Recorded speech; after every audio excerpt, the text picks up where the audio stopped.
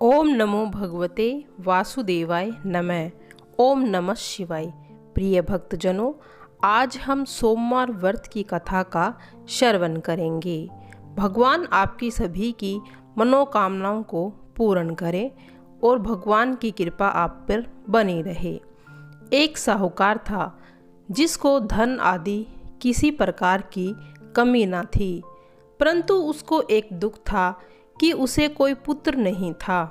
वो इसी चिंता में रात दिन दुखी रहता और पुत्र प्राप्ति के लिए सोमवार शिवजी का व्रत और पूजन करता था।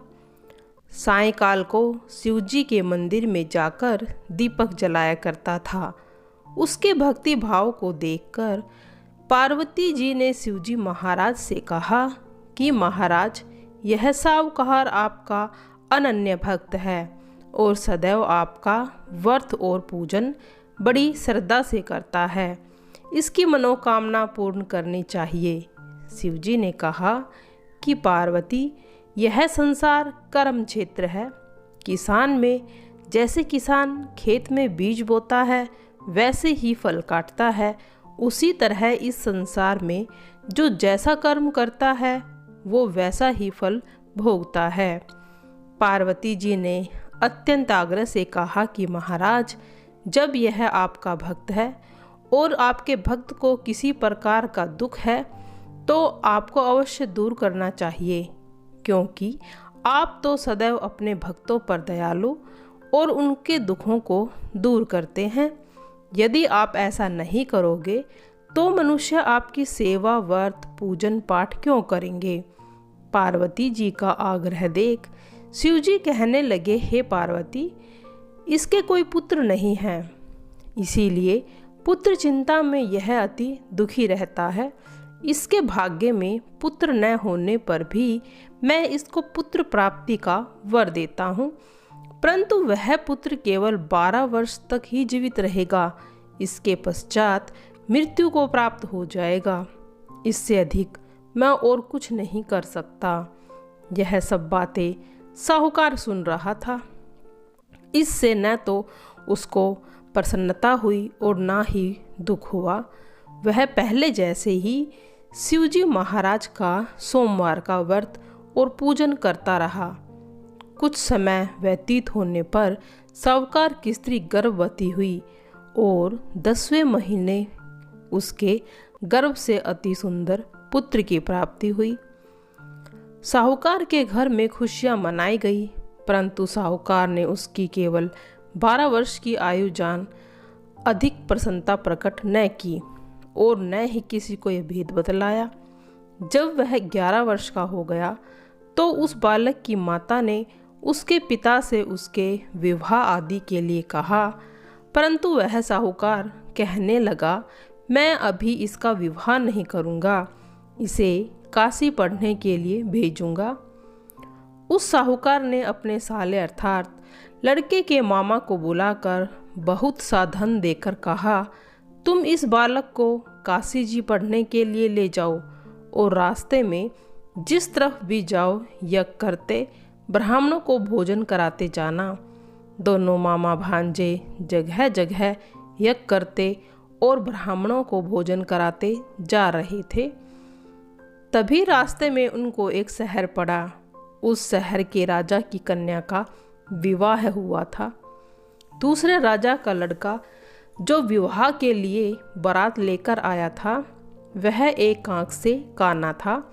उसके पिता को इस कारण इस बात की चिंता थी कि कहीं वर को देखकर कन्या के माता पिता विवाह में किसी प्रकार की अड़चन पैदा न कर दे। जब उसने सुंदर सेठ के लड़के को देखा तो मन में विचार किया कि क्यों न ढुकाव के समय इस लड़के से वर का काम चला लिया जाए। ऐसा विचार कर राजा ने उसी लड़के और उसके मामा से कहा तो वे राजी हो गए। तब साहूकार के लड़के को स्नान आदि कराकर वर के कपड़े पहना घोड़ी पर बैठा ढुकावे पर ले गए। इस प्रकार सभी कार्य आसानी से हो गए। अब राजा ने सोचा कि यदि विवाह कार्य भी इस लड़के से करा दिया जाए तो क्या बुराई है। ऐसा विचार कर उसके मामा से कहा, यदि आप फेरों और कन्यादान भी करा दें तो आपकी बड़ी कृपा होगी। हम इसके बदले में बहुत सा धन देंगे। उन्होंने यह भी स्वीकार कर लिया और विवाह कार्य भी अच्छी तरह से हो गया। परंतु जिस समय लड़का जाने लगा उसने राजकुमारी के चुंदड़ी के पल्ले लिख दिया था कि तेरा विवाह तो मेरे साथ हुआ है, परंतु जिस राजकुमार के साथ तुमको भेजेंगे वह एक आंख से काना है और मैं तो काशी पढ़ने जा रहा हूँ। उस राजकुमारी ने जब अपनी चुंदड़ी पर ऐसा लिखा पाया तो राजकुमार के साथ जाने से इनकार कर दिया और कहा, ये मेरा पति नहीं है, मेरा विवाह है इसके साथ नहीं हुआ, वह तो काशी पढ़ने गया है। राजकुमारी के माता पिता ने अपनी कन्या को विदा नहीं किया और बारात वापस चली गई। उधर सेठ का लड़का और मामा जी काशी पहुंच गए। वहां जाकर उन्होंने यज्ञ करना, लड़के को पढ़ाना शुरू कर दिया। जब लड़के की आयु 12 वर्ष की हुई तब एक दिन उन्होंने यज्ञ रचा रखा था। उस लड़के ने अपने मामा से कहा, मामा जी आज तो मेरी तबीयत ठीक नहीं है। मामा ने कहा, अंदर जाकर सो जाओ। लड़का अंदर जाकर सो गया। थोड़ी देर में उसके प्राण निकल गए। जब उसने मामा ने अंदर आकर देखा कि वह तो मुर्दा पड़ा है तो उसे बहुत दुख हुआ और उसने सोचा कि मैं अभी रोना पीटना मचा दूंगा तो यज्ञ का कार्य अधूरा रह जाएगा। अतः उन्होंने जल्दी से यज्ञ का कार्य समाप्त कर ब्राह्मणों के जाने के बाद रोना पीटना आरंभ कर दिया। संयोगवश उसी समय शिवजी महाराज और पार्वती जी उधर से जा रहे थे। जब उन्होंने जोर जोर से रोने पीटने की आवाज़ सुनी तो पार्वती जी शिवजी को आग्रह करके उनके पास ले गई और सुंदर लड़के को मरा हुआ देखकर कहने लगी कि महाराज, यह तो सेठ का लड़का है जो आपके वरदान से पैदा हुआ था। शिवजी ने कहा, पार्वती इसकी आयु इतनी ही थी सो भोग चुका। पार्वती ने कहा, महाराज कृपया करके इसे और आयु दे, नहीं तो इसके माता पिता तड़प तड़प कर मर जाएंगे। पार्वती के इस प्रकार बार बार आग्रह करने पर शिवजी ने उन्हें जीवन दान दे दिया और शिवजी की कृपा से लड़का जीवित हो गया। शिव पार्वती कैलाश चले गए तब वह लड़का और उसके मामा उसी शहर में यज्ञ कराते हुए आ गए जहाँ लड़के का विवाह हुआ था। वहाँ आकर उन्होंने यज्ञ आरंभ किया। तब लड़के के ससुर ने उसे पहचान लिया और दासियों के सहित बड़े आदर सत्कार के साथ अपनी लड़की और जमाई को विदा किया। जब वह अपने शहर के निकट आया तो उसके मामा ने कहा, पहले मैं तुम्हारे घर जाकर खबर करता हूँ। उस समय माता पिता अपने घर की छत पर बैठे हुए थे। उन्होंने यह प्रण रखा था कि हमारा पुत्र सकुशल घर आएगा तो हम राजी खुशी नीचे आ जाएंगे, नहीं तो छत से कूदकर अपने प्राण त्याग देंगे। इतने में उस लड़के के मामा ने आकर यह समाचार दिया कि आपका पुत्र आ गया है, परंतु उनको विश्वास नहीं हुआ। तब उसके मामा ने शपथ पूर्वक कहा कि आपका पुत्र अपनी स्त्री तथा बहुत सारा धन लेकर आया है। तो सेठ ने बड़ी प्रसन्नता से उनका स्वागत किया और आनंद के साथ रहने लगे। इसी प्रकार जो प्राणी इस सोमवार व्रत को धारण करता है, इस कथा को पढ़ता है, सुनाता है, उसके सभी दुख दूर होकर सभी मनोकामनाएं पूर्ण होती हैं। जय भोले बाबा तेरी सदा ही जय हो। आइए सुनते हैं अब सोमवार भोले बाबा की आरती। जय शिव ओमकारा, जय शिव ओमकारा। ब्रह्मा विष्णु सदा शिव अर्धांगी धारा। ओम जय शिव ओमकारा।